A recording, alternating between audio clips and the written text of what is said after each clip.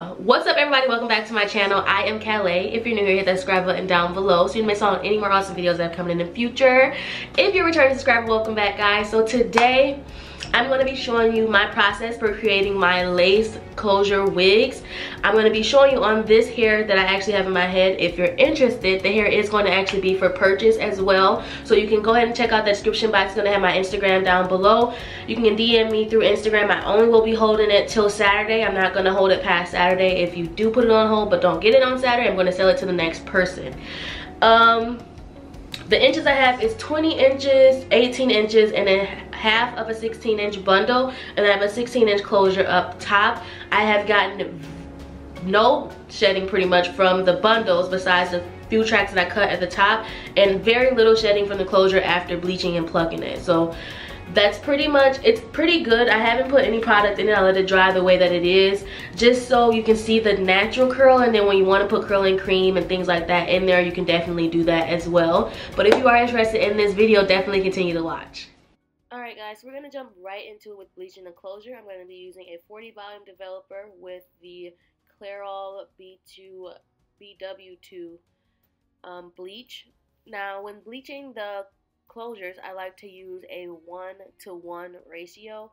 That's 1 scoop of bleach with the same amount of 1 scoop of developer. Now because I already know how much developer I want to use, I just eyeballed it. You don't see me use the 1 scoop, but I did make it a pretty even ratio so that my bleaching mixture is pretty much like a thicker paste, kind of like toothpaste but a little bit thinner.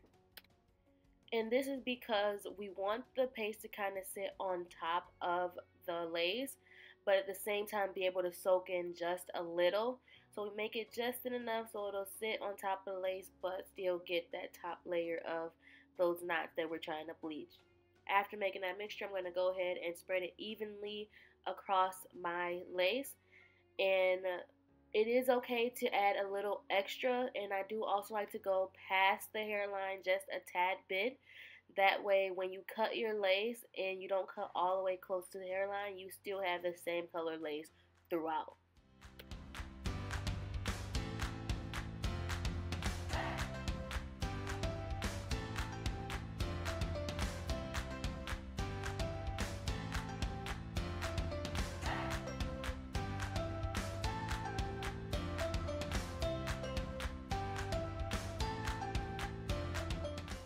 After we're done, we're going to go ahead and just give it 15 minutes to process, and then we're going to head over to the sink and rinse this hair out.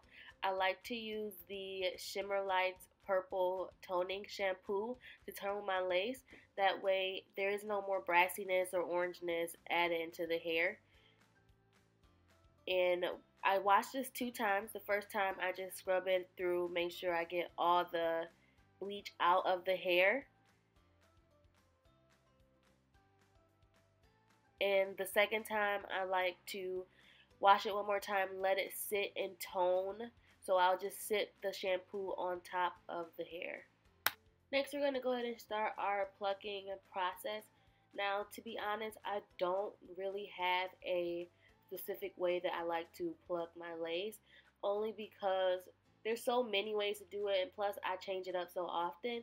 So this technique that I'm doing really is just going to pluck the hair until it's thin enough and it looks natural enough to look like a natural hairline. You don't want that straight line across the front, which is why I go through it one more time, because no one's hairline is straight across. Everyone's hairline is different, so I made this hairline different as well. Now, this is me just showing you the difference between the two, the plucked and the not plucked side. And then I'm going to go ahead over to the other side and then start my way over to the part. Now the part wasn't deep enough for me, so in order to deepen the part, I did split it all the way down the middle, and I go through one more time to just pluck out extra hairs in the part so it doesn't look too mechanic. It looks natural. It's not too straight, but it is still a straight part down the middle.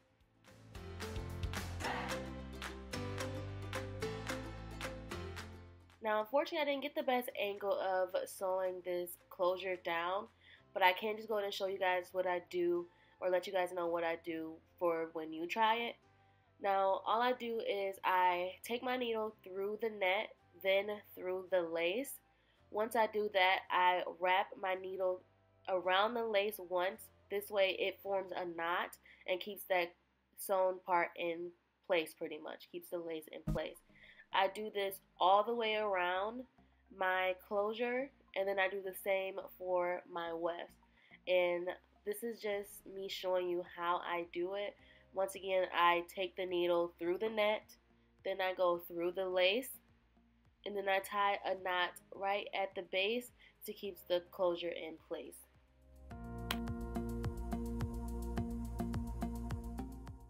Now I can use this time to kind of explain what kind of cap I'm using for creating this wig. I like to use a weaving cap. That is what you see on the head here. Now I like it because it comes with the net, so it's pretty breathable compared to with a dome cap. This has the hair dries faster compared to, I think, with the dome cap, and it automatically comes with an elastic band in the back compared to the dome cap where you have to sew the band on. It also has ear tabs on the bottom, which makes it easier for pulling the wigs down or making sure that all of your edges are covered. I just don't like that with the dome cap you always have some hair left out somewhere, and it's not by choice.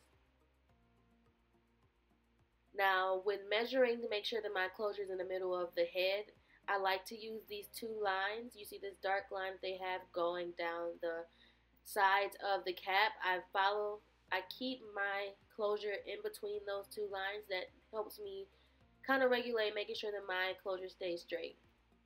Now we're going to go ahead and move on to my sewing method. This is the exact same as my closure sewing method. I just run the needle through the lace around the weft, and then when I pull the needle out the other side, I wrap that needle through the thread and tightly pull.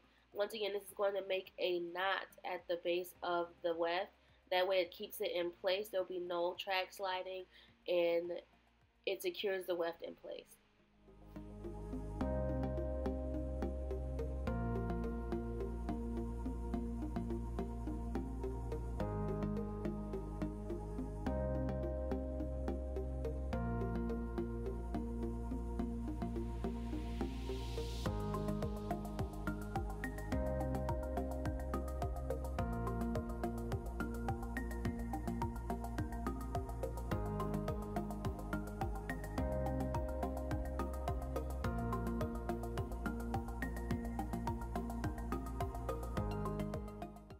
Lastly, I'm going to go ahead and show you my fold over method. I take my needle through the weft, through the net, and then I wrap that needle around the weft the same way as I do if I take it around the weft.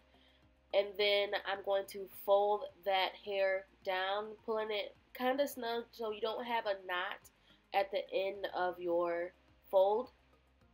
As you can kind of see on the other side, I pull it pretty tight, and then I'll pin that weft up to keep it in place, because if it falls down or if it dangles, it makes it harder to keep that track from going straight across. So once it's pinned down, I'm going to sew that needle again through the weft. This time it's going to be on the fold part. It's going to go through the weft, through the net, and then tie my knot.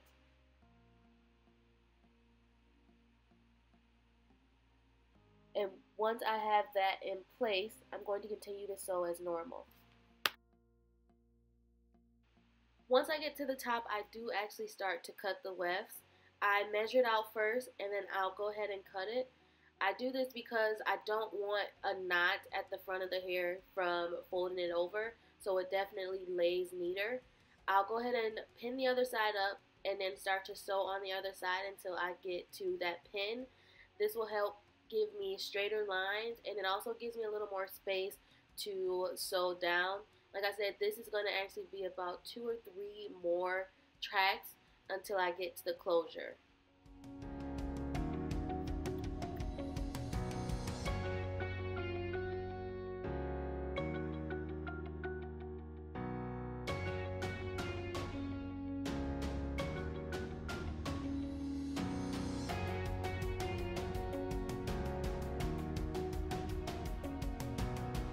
The only thing I'm going to, oh yeah, this is what the front looks like, nice and natural, I know. things. But the only thing I'm going to add to this hair today is going to be this Shea Moisture's Coconut Hibiscus Curl Enhancing Smoothie Cream. And I'm just putting a little bit, honestly. I'm just literally putting a tiny bit in. As it focus. And this is going to be added to the ends. Well, I'm really going to work it down and try to really get it into the ends of the hair. And this is all I'm adding into the hair today. Only because I don't want to put too much product in it, because it's already a curly hair and it's pretty new. Of course, the curls are already going to be great. And then after adding that, I'm going to brush the hair out, do my makeup, let this air dry, and then come back with a final showing of the hair.